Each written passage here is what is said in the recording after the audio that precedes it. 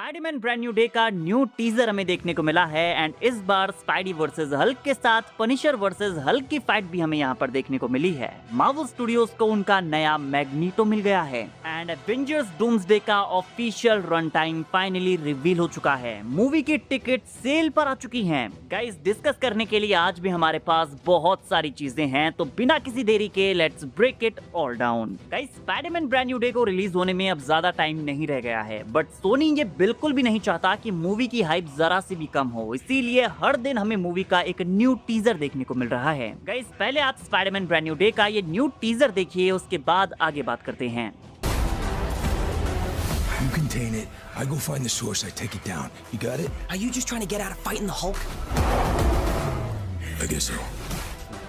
तो यहाँ पर इस न्यू क्लिप में स्पाइडी एंड फ्रैंक हल्क को रोकने का प्लान बना रहे हैं। पनिशर स्पाइडी से कह रहा है कि तुम यहाँ इसे संभालो और मैं सोर्स का पता लगाकर उसे टेक डाउन करता हूँ। अब यहाँ पर शायद उस सोर्स की बात हो रही है जिसने ब्रूस को सैवेज हल्क में ट्रांसफॉर्म किया है। शायद पनिशर को ये बात पता नहीं है, बट इसके पीछे सेडी सिंह की जीन ग्रे का हाथ है और ना तो पनिशर हल्क को रोक सकता है और ना ही जीन ग्रे को। इवन ये बात फ्रैंक खुद भी जानता है, इसीलिए यहाँ पर वो स्पाइडी से कहता है कि तुम हल्क को संभालो और मैं सोर्स को ढूंढता हूँ जिसने इसे पागल बना दिया है। एंड फिर स्पाइडी उससे पूछता है कि क्या तुम हल्क से लड़ने से बचने की कोशिश कर रहे हो। एंड यहाँ पर पनिशर का चेहरा आप देखिए, वो बड़ा ही कड़वा मुंह बनाकर कहता है शायद हाँ। वो ऑकवर्डली यहाँ पर एडमिट कर रहा है कि हाँ भाई मेरी हल्क से फटी पड़ी है। एंड ऑनेस्टली मैं यहाँ पर फ्रैंक को ब्लेम भी नहीं कर सकता, बिकॉज आप यहाँ पर हल्क के इस न्यू शॉट में उसके एंगर का लेवल पता लगा सकते हैं। ब्रो अपनी सैवेज नहीं इनक्रेडिबल हल्क वाली फॉर्म में है। इस वाले हल्क का फेस मार्क रेफेलो के एमसीयू वाले हल्क से ज्यादा एडवर्ड नॉर्टन के इनक्रेडिबल हल्क से मैच हो रहा है। तो फ्रैंक यहाँ पर वही कर रहा है जो कि कोई भी समझदार आदमी करेगा, अपनी जान बचाकर भागना।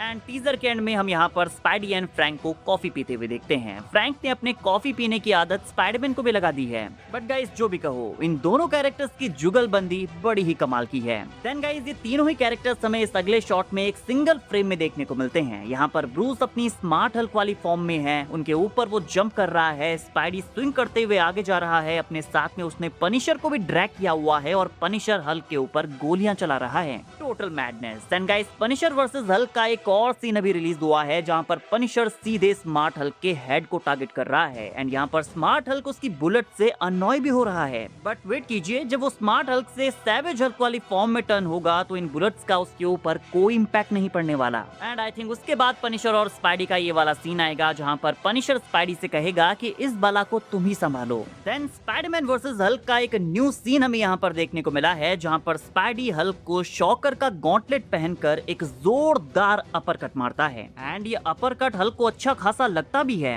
हल्क को इस मूवी में देखने के लिए मैं जितना एक्साइटेड हूँ, उसकी ये हालत देखकर मुझे उतना ही बुरा भी लग रहा है, क्योंकि एमसीयू में वो अब हर एक कैरेक्टर का बेसिकली पंचिंग बैग बन गया है। कोई भी उसे पीट कर चला जाता है। बट टॉम हॉलैंड का स्पाइडरमैन 15 की एज में कैप्टन अमेरिका से लड़ा था, 16 की एज में थैनोस से भिड़ा था, 17 की एज में उसने 8 विलन्स के साथ फाइट की थी। स्ट्रेंथ के मामले में वो भी काफी ऊपर है एंड अब तो उसे इनहेंस स्ट्रेंथ भी मिलने वाली है। इस मूवी में जो उसके डीएनए में चेंजेस आने वाले हैं उस वजह से वो और भी ज्यादा पावरफुल बन जाएगा। बट यहाँ पर हल्क को रिस्पेक्ट देना भी जरूरी है। आई होप यहाँ पर हल्क वर्सेस स्पाइडी की इस फाइट में कुछ और एक्साइटिंग मोमेंट्स भी हों हल्क की पिटाई के अलावा, बिकॉज मार्वल ये फॉर्मूला बरसों से अपना रहा है, किसी भी कैरेक्टर को पावरफुल दिखाना है हल्क को पिटवा दो। सो आई विश कि यहाँ पर स्पाइडरमैन का ऑरा प्लस करने के चक्कर में हल्क की लुटिया ना डुबा दी जाए। बाकी इस फाइट के लिए तो मैं बहुत ही ज्यादा एक्साइटेड हूँ। लेट्स सी कि यहाँ पर क्या होता है। नेक्स्ट हमें द हैंड वर्सेस स्पाइडरमैन की फाइट का न्यू लुक देखने को मिला है जहाँ पर स्पाइडरमैन द हैंड के मेंबर्स को अपने वेब टॉर्नेडो में फंसाकर वेब जिपिंग करते हुए आगे की तरफ काफी कूल स्टाइल में जाता है। एंड गाइस इस सीन को देखकर ऐसा लगता है कि ये पूरा एक ही शॉट है। यहाँ पर वो वॉल ब्रेक करके बाहर निकलता है, बट आई थिंक ये दो कम्प्लीटली डिफरेंट शॉट्स हैं। आई मीन फाइटिंग वाला प्लेस तो सेम है, बट ये दो अलग अलग सीन लगते हैं। Now guys Hulk versus Spiderman के बिल्डिंग से नीचे गिरने वाले इस सीन का एक डिफरेंट एंगल हमें देखने को मिला है जहां पर आप स्पाइडी और हल्क के बीच में एक डिवाइस को भी नोटिस कर सकते हैं। स्पाइडरमैन इस चिप को ग्रैब करने का ट्राई कर रहा है, तो हो सकता है कि इसकी मदद से वो हल्क को सप्रेस करने का ट्राई करें। और मे बी ये वो ट्रैकर है जिससे ये पता लगाया जा सके कि उसका माइंड कंट्रोल कौन कर रहा है, और या फिर इस चिप से उसके माइंड कंट्रोल को रोका जा सके।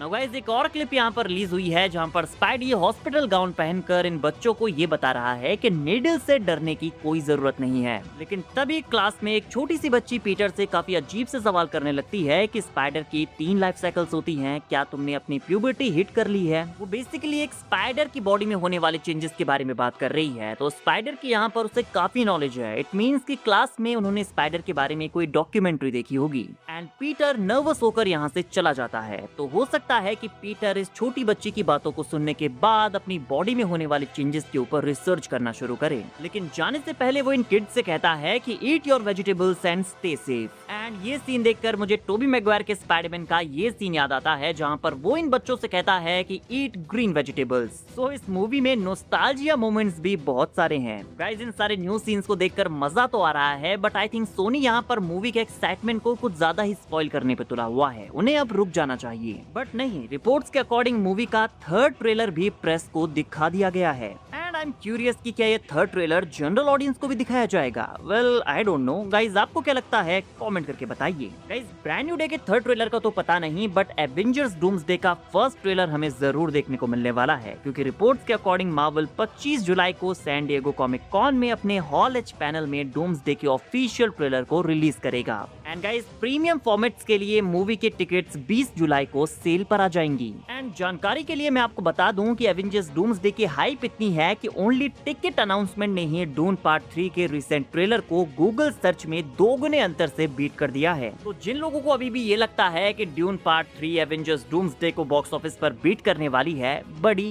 That's not gonna happen. साथ में गाइस, मूवी का रन टाइम भी रिवील हो गया है, जो कि 2 आवर्स एंड 46 मिनट्स बताया जा रहा है, जो कि एवेंजर्स फ्रेंचाइज की दूसरी सबसे बड़ी मूवी होगी। डूम्सडे से आगे ओनली एवेंजर्स एंड गेम है, जिसका run time 3 hours and 1 minute का था। शायद डूम्सडे नहीं, लेकिन सीक्रेट वॉर्स का run time Avengers end game के रन टाइम को डेफिनेटली बीट करने वाला है। बट गाइस, उससे पहले हमें एवेंजर्स डूम्सडे में इस बात का पता लगने वाला है कि मूवी का main villain doctor Victor von Doom हमारे अर्थ 616 के टोनी स्टार्क की तरह क्यों दिखता है। बिकॉज रिसेंटली रूसो से ये क्वेश्चन पूछा गया, जहाँ पर उनका आंसर था कि हम ये सीधे तो नहीं बता सकते, लेकिन जब आप मूवी देखेंगे तो सारी चीजें सेंस बनाने लगेंगी। एंड आई एम ग्लैड कि इस चीज को डूम्सडे में ही बता दिया जाएगा, क्योंकि कई सारे इनसाइडर्स का कहना था कि सीक्रेट वॉर्स तक हमें पता नहीं चलेगा कि क्यों वो टोनी की तरह दिखता है। बट नाउ रूसोस ने ये डाउट भी क्लियर कर दिया है कि इस चीज को डूम्सडे में एड्रेस किया जाएगा कि डूम टोनी की तरह क्यों दिखता है। Now guys, Marvel cinematic universe की एक और